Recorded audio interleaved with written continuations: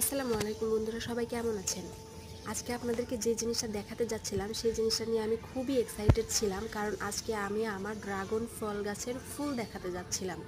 কিন্তু আমি ছাদে গিয়ে খুবই হতাশ, কারণ আমার ড্রাগন গাছের এই যে ফুলটা দেখতে পাচ্ছেন না, 3টা ফুল ছিল, একটা তো একদমই নেই, আর একটা ছিঁড়ে আমার এই ড্রাগন গাছের টবের কাছে কে যেন রেখে গেছে। আর আর এই যে ওই পাশে আরেকটা দেখা যাচ্ছে, ওইটা হচ্ছে বড় ফুল। তো মানুষ হয়ে মানুষের এভাবে ক্ষতি করা কি ঠিক বলেন তো? এটা কিন্তু একদমই ঠিক না।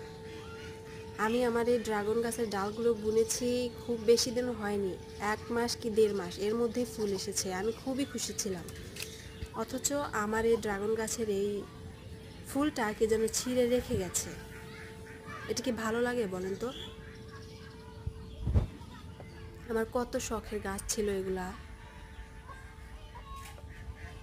মাত্র 1 মাসও হয়নি, এর মধ্যে এই ফুলগুলো মানে ছিঁড়ে রেখে চলে গেছে। এটা কোনো কথা হলো?